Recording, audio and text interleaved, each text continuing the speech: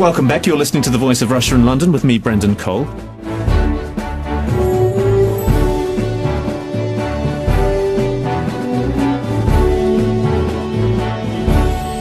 A democratically elected parliament takes over from Libya's transitional government today. Libya's National Transitional Council has ruled the country since Muammar Gaddafi was ousted last October. Last month, Libyans took to the polls where voters chose 200 representatives. The Liberal coalition of wartime Premier Mahmoud Jibril and his National Forces Alliance performed best, securing 39 seats. But it's a tricky transition. The handover to a freely elected government comes amid violence. Security forces thwarted 3 men planning bomb attacks in Tripoli on Sunday. And in the western city of Misrata, also on Sunday, a residence of the International Committee of the Red Cross was attacked. So what form will democracy take in the new Libya? After today's handover, what will be the priorities for the government, and how will freedom be established in a country that's still hit by violence? Well, to discuss this, I'm joined in the studio by Jason Pack. He's a researcher of Middle Eastern history at Cambridge University and president of LibyaAnalysis.com. On the phone, we have Ahmed Jibril, who's the deputy head of the Libyan embassy. Also on the phone from Tripoli is Michelle Cousins. He's the editor-in-chief of the Libya Herald. And also joining me here in the studio is Professor Saad Jawad, Fellow at the Middle East Centre at the London School of Economics. Michelle Cousins, I'd like to start with you. Your newspaper reported that the NTC chairman, Mustafa Abdel Jalil, was not able to return to the capital for the handover of power. That was due to a quirk of flights being overbooked because of pilgrims going to Saudi Arabia. Can you just tell me the latest on that? And is he going to make it to the capital on time? Well, I think he'll be making it. I think, in fact, he's probably arrived in Tripoli now because he was hoping to get on a plane.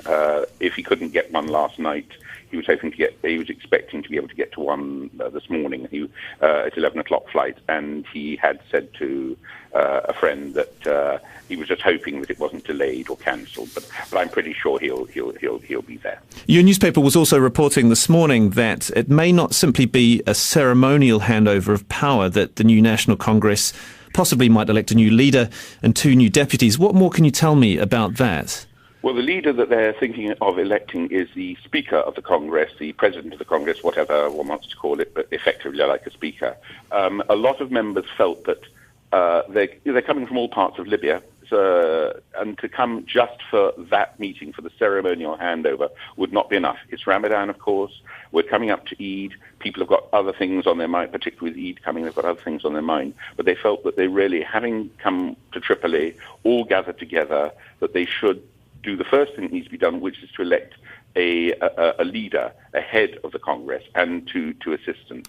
And various people I've spoken to in the last 24 hours have said that will happen today. Saad Jawad, there's also a proposal coming from Mahmoud Jibril that there should be a presidential council of 7 members. I mean, what do you make of that? Nothing is certain about the whole situation now. I think we have to wait and see what happens in the elections inside the council itself, and see who is the dominating power, if there is any, because as it looks now, there is no dominating people or dominating group in the constitution.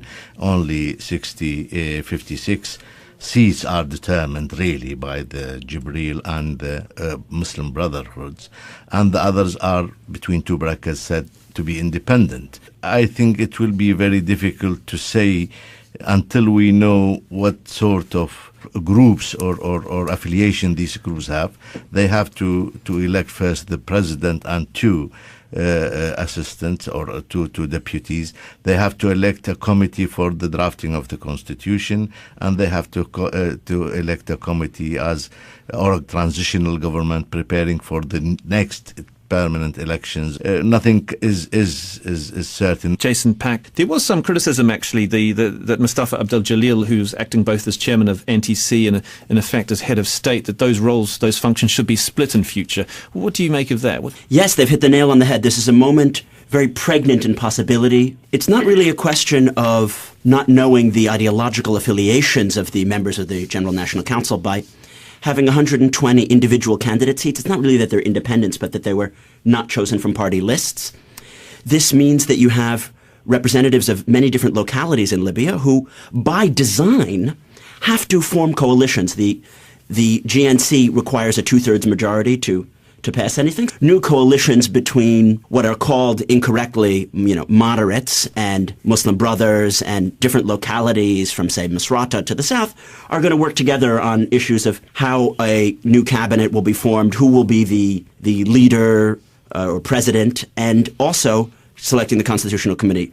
To go with what you said of separating the presidential or ceremonial function from the more practical function, I would say that that is not something which is in doubt because, of course, the president of the GNC will be selected from within it, while the prime minister will be selected from outside the body. What seems to be being discussed, maybe choosing one from the east, Cyrenaica, most likely the prime minister, and then having the president be from Tripolitania, the west, whether that would be enshrined or just a one-off deal, that separation is something which would reach out to multiple constituencies, and I think you're going to see that happen. Professor Jawad. In theory, this is true, but the truth is on the ground there is a different reality. This assembly, really, nobody knows how much power it has on the ground. On the ground, we have militias, we have groups controlling areas, the transitional government. Now, how much power this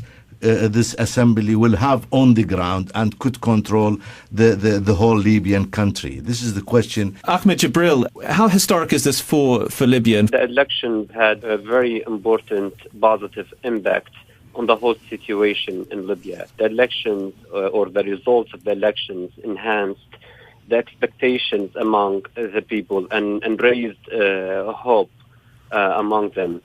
And also, even according to the United Nations report, what's happening in Libya at this moment of a peaceful and democratic transition to the new authority stands well in comparison to any other post-conflict context.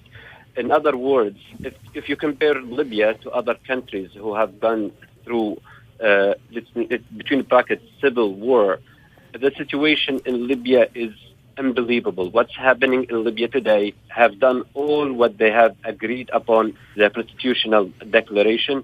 Today we will witness peaceful transitional to the authority to the new elected body. This body has been elected by the people for the first time for the last 4 decades. What we have seen, I think, proves that we are going in the right direction. We have many challenges for sure, and I think the new body will be able to deal with them. You're listening to The Voice of Russia in London. We're discussing post-revolutionary Libya with Michelle Cousins from the Libya Herald, Jason Pack from LibyaAnalysis.com, Ahmed Jibril, Deputy Head of the Libyan Embassy in London, and Professor Saad Jawad from the LSE. Jason Pack from LibyaAnalysis.com. To go back to Mr. Jibril's points, I agree with how well many of the aspects have been going in the transitional period, particularly the elections, but I think it's crucial to call up your initial question.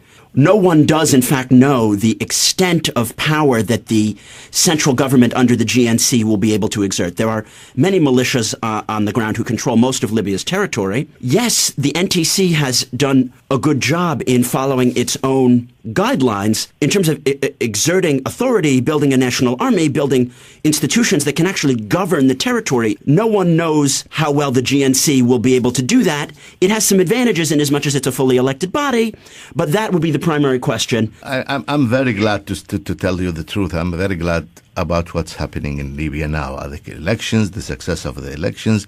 But judging by what happened in Tunisia, which was less violent change in the government than in Libya and in Egypt, we can see that in both countries, Tunisia and Egypt, the situation is still uncertain, although the whole institutions, most of the institutions of the government were still there.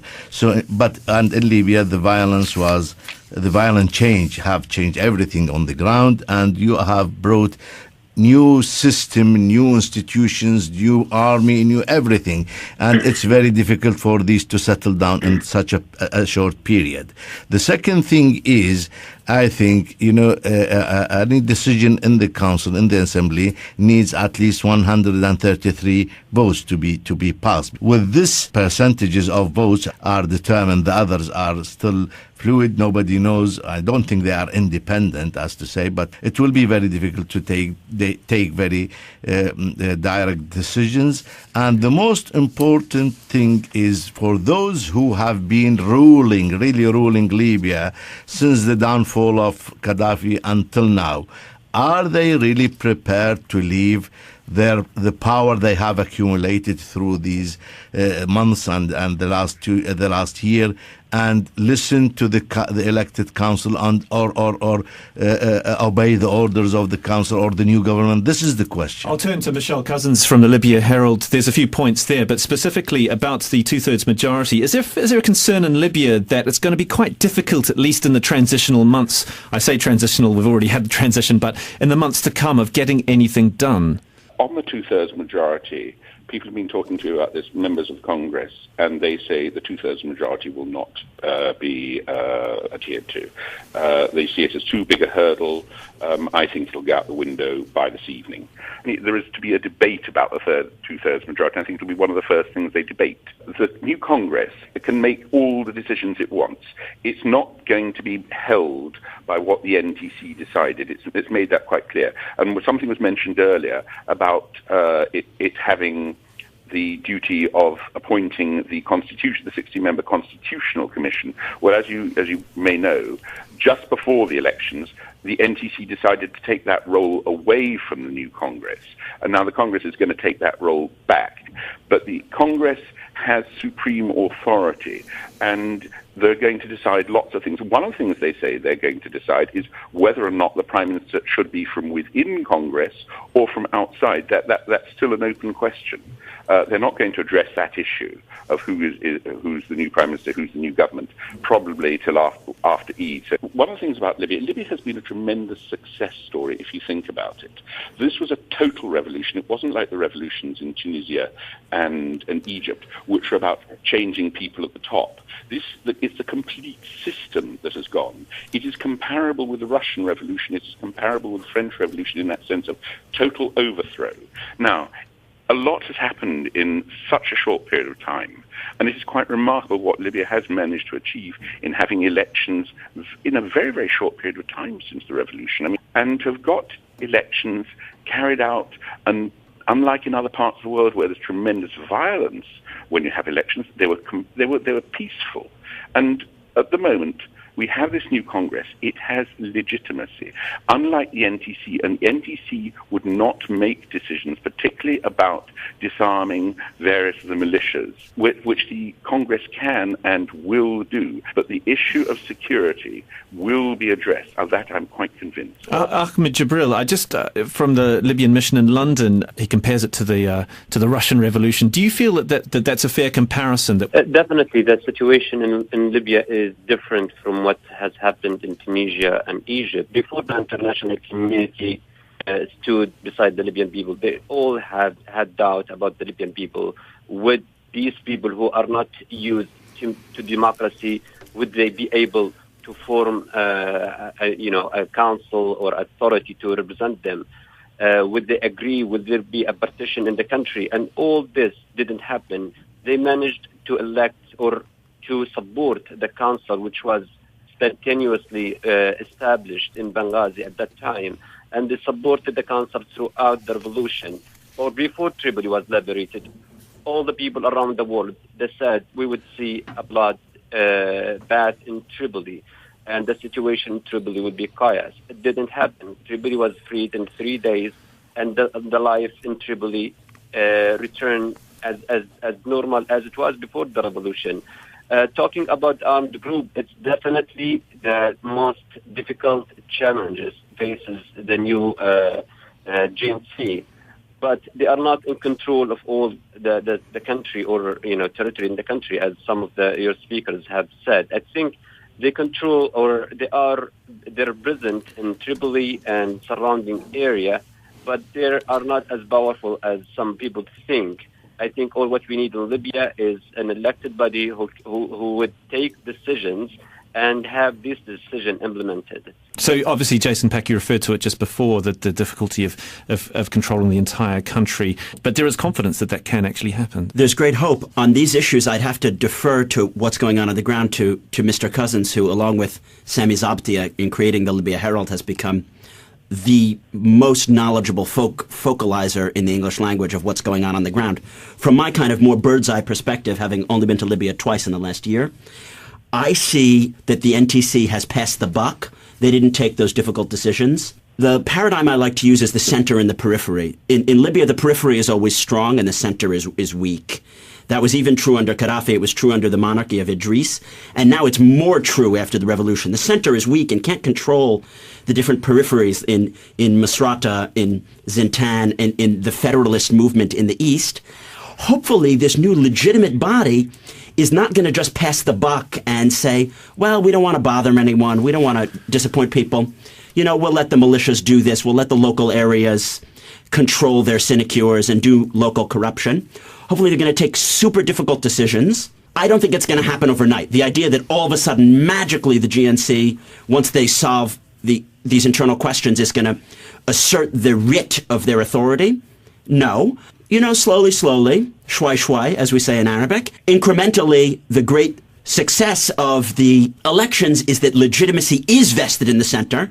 So even if it's weak, it's going to be able to increase its power, use its oil wealth to cajole the periphery to participate in these nation-building processes. Jason Pack uses the word "pass the buck." That seems like quite a negative analysis of the efforts of the Transitional Council. Do you see it that way, Professor Saad Jawad from the LSE? Well, I don't know what to say about this, but I think there are exaggerated hopes about the situation in Libya by some of my colleagues here. I think judging by what happened in Iraq, for example, after 9 years of the occupation and the so-called liberation of Iraq and the end of Saddam rule, step by step or shway politics did not succeed in Iraq. Now, the two situations have nothing to do with each other. Just the same situation. It all depends on the constitution, as I said.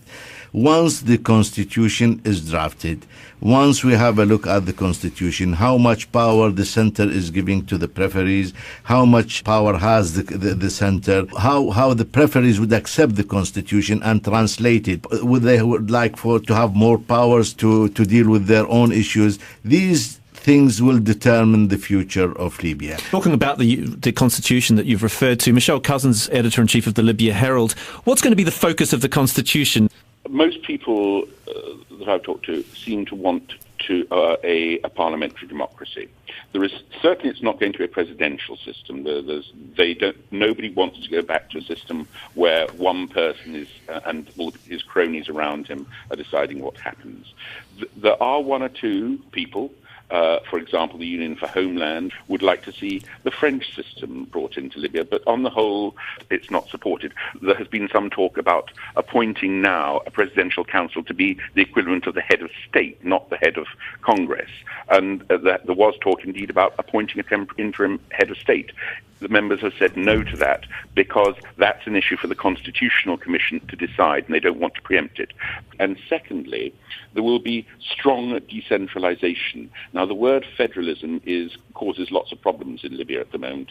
It's misunderstood, and a lot of people believe federalism means separation. I think that they talk about strong decentralization, which would be Libya being not divided, but you would have strong areas of local government in charge of education locally, healthcare locally, whatever. And just on the point of Mahmoud Jibril, he was portrayed in the West as this being a triumph of secularism over religion. Is that how it's seen in Libya itself? It's a misunderstanding.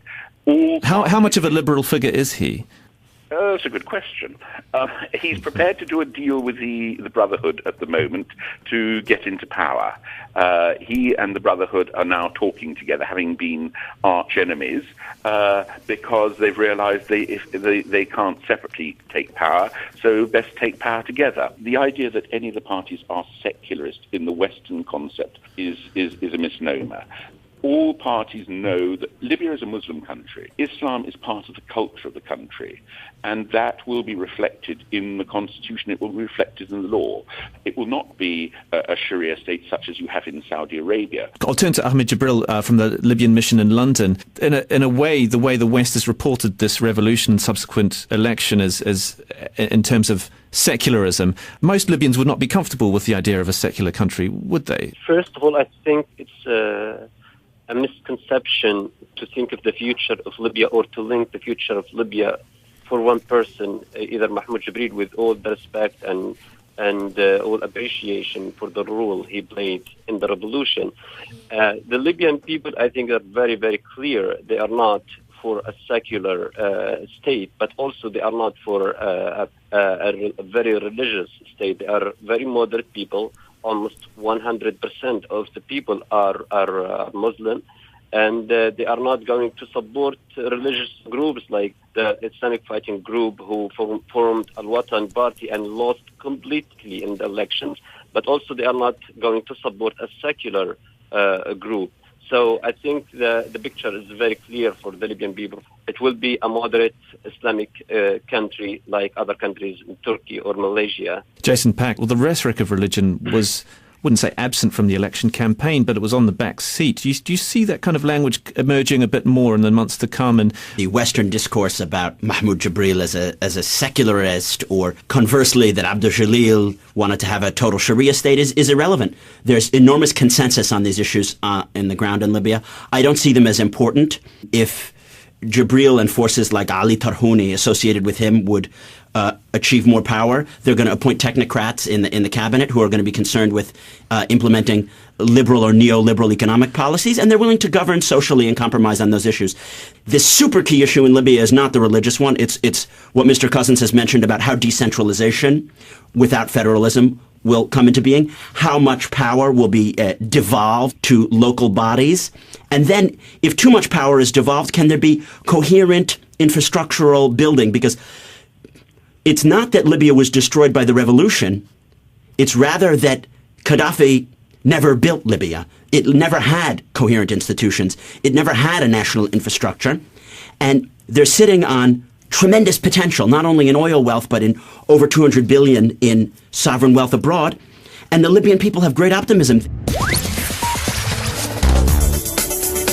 You're listening to The Voice of Russia in London with me, Brendan Cole. We're talking about the handover of power in Libya. Discussing this is Michelle Cousins, editor-in-chief of the Libya Herald, Jason Pack, president of LibyaAnalysis.com, Ahmed Jibril, who's the deputy head of the Libyan embassy in London, and Professor Saad Jawad, fellow at the Middle East Centre at the London School of Economics. Well, actually, talking about the identity of the country, that's going to be difficult to forge given Libya's history, I suppose, Professor Saad Jawad from the LSE, in the sense that if you look historically, Libya was cobbled together from the remnants of the Ottoman Empire, and a sense of Libyan identity and will be central to the future of the country. Are you confident that that can happen and that can be fostered in the years to come? I mean, I was surprised to see that, for example, the Muslim Brotherhoods and the Islamic groups did not do that as they wanted to do in the elections. That shows the mentality of the Libyan people. The whole thing is how the drafters of the constitution, what they have in mind. Because once you say that no law should be drawn which contradicts with Islamic Sharia, you always subvert the whole constitution, no matter how much liberties you put in this constitution, because any religious leader could say that this law is against the Sharia, this liberty is against the Sharia, and it could go down and will be annulled, and nobody could do anything about it. So I think how secular the people who are going to draft the constitution, how much power and how much modern ideas they have in their mind. And I think the question of the center and the federal or the other periphery areas, the relations between the two should be determined very carefully. Otherwise, you will have a very difficult situation. Ahmed Jibril, I'll turn to you. You were there also under Gaddafi. How has the culture within Libya's diplomatic corps changed? The foreign ministry under Gaddafi worked there for 15 years. I can tell you that most of the people, as any other people, as ordinary people in the streets, we're not happy with Gaddafi. We're not happy with his policy. If you remember, at the beginning of the revolution, diplomats around the world defected in the very first week and joined the revolution. Our whole mission to the United Nations in New York, our whole embassy in Washington, in Paris, in other countries, in Egypt. So as people, they were always unhappy with Gaddafi, and the first they had the chance, they defected and they supported the revolution. Now we didn't see much change as personnel in the foreign affairs. We have the same people who worked under Gaddafi are still working under the new state, and few of them who joined or who supported Gaddafi during the revolution have been suspended, and they are going to face the court. And what would be the main tasks for the Libyan embassy in London? There's controversy obviously still ongoing over the shooting of Yvonne Fletcher. There's the Lockerbie bombing aftermath, of course. What about locating Gaddafi's assets overseas? I mean, there's a lot on the agenda for the Libyan mission, isn't there? Yes. With regard to Yvonne Fletcher, I think tremendous improvement or agreement have been reached between the two governments. Representatives from the British police have arrived to Libya, and they are working with their counterpart in Libya on this case. Lockerbie, I think it's more complicated and it requires more time, because there was an agreement reached with Gaddafi's regime, and we want to see how can we implement justice, and at the same time not to disregard that agreement. With regard to the assets, we are working with the British government, and also the Libyan government created a new body that deals with Libyan assets abroad. There have been some success story here in London and other countries. And I think the assets, it's a very complicated issue, because we have three kinds of assets. We have assets that belong to the country abroad, and these assets are frozen, or some of it are frozen, but it's safe. We are not worried about it because it belongs to the state. No one can touch it. We have the other assets who belong to the state but managed or stolen by other people, and we need to recover these assets. And this is more complicated because there are some companies abroad involved, and people who left or fled the country after the revolution.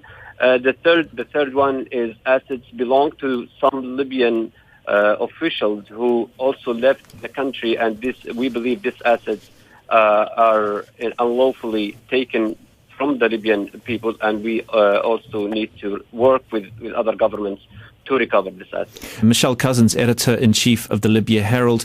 Do the people of Libya have confidence in their new leaders? I think the answer to that is yes. People are very proud of having had the elections. They're waiting to see what happens, who becomes leader of Congress, who becomes prime minister, who eventually will become head of state. But they are, on the whole, yes, there are a few people who are worried about where things might go, but I would say the vast majority of people are very, very happy, and they feel that Libya is moving in the right direction. I think Libya is going to become a very powerful voice in the Arab world as a result of this, because Libya is rich, and Libya will have a moral voice in the Arab world and in the Muslim world. Well, we'll leave it on that note. I'd just like to finish by thanking all my guests. Michelle Cousins, Editor-in-Chief of the Libya Herald, Jason Pack, Researcher of Middle Eastern History at Cambridge University, and Ahmed Jibril, who's the Deputy Head of the Libyan Embassy here in London, and Professor Saad Jawad, Fellow at the Middle East Centre at the London School of Economics. Thank you for joining me here on The Voice of Russia. Priorities for the government, and how will freedom be established in a country that's still hit by violence? Well, to discuss this, I'm joined in the studio by Jason Pack. He's a researcher of Middle Eastern history at Cambridge University and president of LibyaAnalysis.com. On the phone, we have Ahmed Jibril, who's the deputy head of the Libyan embassy. Also on the phone from Tripoli is Michelle Cousins. He's the editor-in-chief of the Libya Herald. And also joining me here in the studio is Professor Saad Jawad, Fellow at the Middle East Centre at the London School of Economics. Michelle Cousins, I'd like to start with you. Your newspaper reported that the NTC chairman, Mustafa Abdul Jalil, was not able to return to the capital for the handover of power. That was due to a quirk of flights being overbooked because of pilgrims going to Saudi Arabia. Can you just tell me the latest on that? And is he going to make it to the capital on time? Well, I think he'll be making it. I think, in fact, he's probably arrived in Tripoli now because he was hoping to get on a plane if he couldn't get one last. I think it will be very difficult to say until we know what sort of groups or affiliation these groups have. They have to elect first the president and two assistants or two deputies. They have to elect a committee for the drafting of the constitution, and they have to elect a committee or a transitional government preparing for the next permanent elections. Nothing is certain. Jason Pack, there was some criticism actually that Mustafa Abdel Jalil, who's acting both as chairman of NTC and in effect as head of state, that those roles, those functions should be split in future. What do you make of that? Yes, they've hit the nail on the head. This is a moment very pregnant in possibility. It's not really a question of not knowing the ideological affiliations of the members of the General National Council by having 120 individual... Night. He was expecting to be able to get to one this morning at 11 o'clock flight, and he had said to a friend that he was just hoping that it wasn't delayed or cancelled. But I'm pretty sure he'll be there. Your newspaper was also reporting this morning that it may not simply be a ceremonial handover of power, that the new National Congress possibly might elect a new leader and two new deputies. What more can you tell me about that? Well, the leader that they're thinking of electing is the Speaker of the Congress, the President of the Congress, whatever one wants to call it, but effectively like a Speaker. A lot of members felt that they're coming from all parts of Libya, and to come just for that meeting, for the ceremonial handover, would not be enough. It's Ramadan, of course. We're coming up to Eid. People have got other things on their mind, particularly with Eid coming, they've got other things on their mind. But they felt that they really, having come to Tripoli, all... Welcome back. You're listening to The Voice of Russia in London with me, Brendan Cole.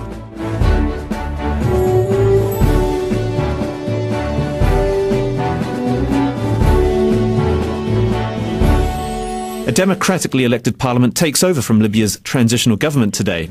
Libya's National Transitional Council has ruled the country since Muammar Gaddafi was ousted last October. Last month, Libyans took to the polls where voters chose 200 representatives. The Liberal coalition of wartime Premier Mahmoud Jibril and his National Forces Alliance performed best, securing 39 seats. But it's a tricky transition. The handover to a freely elected government comes amid violence. Security forces thwarted 3 men planning bomb attacks in Tripoli on Sunday. And in the western city of Misrata, also on Sunday, a residence of the International Committee of the Red Cross was attacked. So what form will democracy take in the new Libya? After today's handover, what will be the... Gather together that they should do the first thing that needs to be done, which is to elect a leader, a head of the Congress, and two assistants. And various people I've spoken to in the last 24 hours have said that will happen today. Sajja Waz, there's also a proposal coming from Mahmoud Jibril that there should be a presidential council of 7 members. I mean, what do you make of that? Nothing is certain about the whole situation now, I think, and we have to wait and see what happens in the elections inside the council itself and see who is the dominating power, if there is any, because as it looks now, there is no dominating people or dominating group in the constitution. Only 56 seats are determined really by the Jibril and the Muslim Brotherhoods, and the others are between two brackets said to be independent.